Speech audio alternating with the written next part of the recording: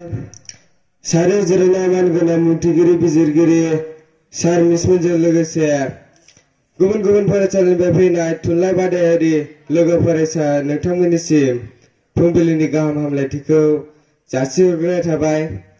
आंनि मुङा श्री त्रिशुल ब्रह्म। आं बड'फ एकाडेमि टिपकाय फरायसालिनिफ्राय फैदों। आं थाखो 9 फरायो। दा बे समाव आं दोंसे बर' खन्थाइ आवरायनो सानदों। बे बर' खन्थाइनि मुङानो जादों बिथराय। दायो आं खन्थाइखौ आवरायनो आखायाव लाबाय। बिथराय। जों बिथराय बरायो जों स्राय स्राय बिलाइ गांनैनि गेजेराव गुरै गोरलै महराव गोथां सोमखोर गाब जायो बयबो गोमोहाब। जोंनो जोनोम होयो बिबारनि लोगोआव फिथाइ हाबानि। जोंदि सुथुरखौ सिनाय रोङा जोंदि गावखौनो हमस' हाया।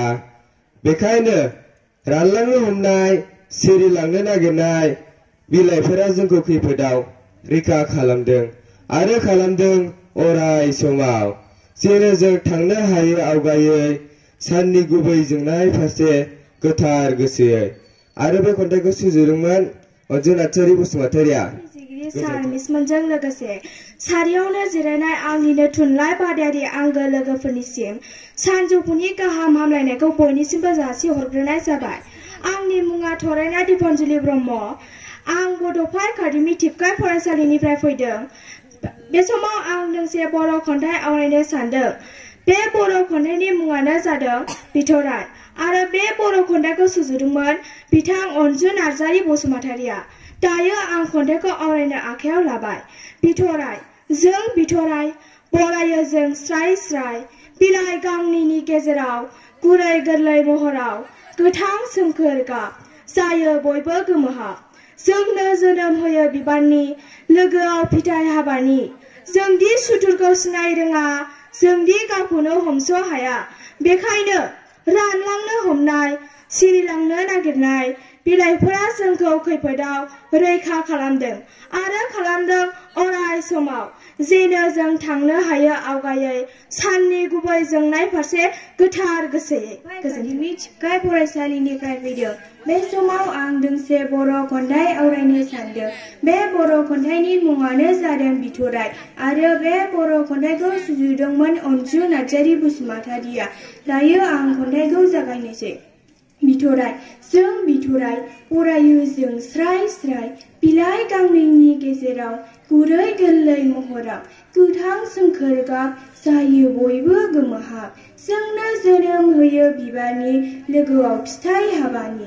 जोंदि सुथुरखौ सिनाय रोङा जोंदि गावखौनो हमस' हाया। बेखायनो रानलांनो हमनाय सिरिलांनो नागिरनाय बिलाइफोरा जोंखौ खैफोदाव रैखा खालामदों आरो खालामदों अराय समाव। जेनो जों थांनो हायो आवगायै साननि गुबै जोंनाय फारसे गोथार गोसोयै। गिबियावनो मानगोनां बुंथिगिरि बिजिरगिरिजों लोगोसे आंनिनो थुनलाइ बादायारि आंगो लोगोफोरनिसिम सानजौफुनि गोजोन हामलायनायखौ बावहरग्रोनाय जाबाय। आंनि मुङा श्री जाफुंसार नार्जारि। आं बड'फ एकाडेमि टिपकाय फरायसालिनिफ्राय फैनाय। आं दायो थाखो 9 फरायगासिनो दं। दायो आं दोंसे बर' खन्थाइ आवरायनो सानदों। बे खन्थाइनि मुङानो जादों बिथराय। बे खन्थाइखौ सुजुदोंमोन अनजु नार्जारि बसुमतारिया। दायो आं खन्थाइखौ आवरायनो आखायाव लाबाय। बिथराय।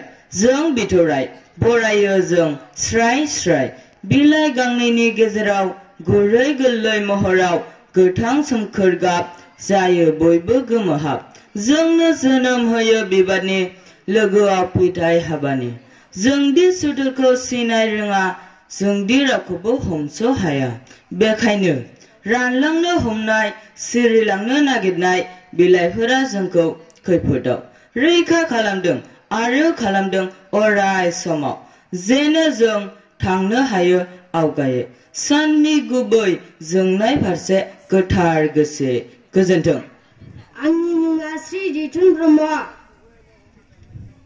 आं बड'फ एकाडेमि टिपकाय फरायसालिनिफ्राय फैदों। दायो आं दोंसे बर' खन्थाइ आवरायनो सानदों। बे बर' खन्थाइनि मुङानो जादों बिथराय आरो बे खन्थाइखौ सुजुदोंमोन अनजु नार्जारि बसुमतारिया। दायो आं खन्थाइखौ आवरायनो आखायाव लाबाय। बिथराय। जों बिथराय बरायो जों स्राय स्राय बिलाइ गांनैनि गेजेराव गुरै गोरलै महराव गोथां सोमखोर गाब जायो बयबो गोमोहाब जोंनो जोनोम होयो बिबारनि लोगोआव फिथाइ हाबानि जोंदि सुथुरखौ सिनाय रोङा जोंदि गावखौनो हमस' हाया बेखायनो रानलांनो हमनाय सिरिलांनो नागिरनाय बिलाइफोरा जोंखौ खैफोदाव रैखा खालामदों आरो खालामदों अराय समाव जेनो जों थांनो हायो आवगायै साननि गुबै जोंनाय फारसे गोथार गोसोयै गोजोन्थों।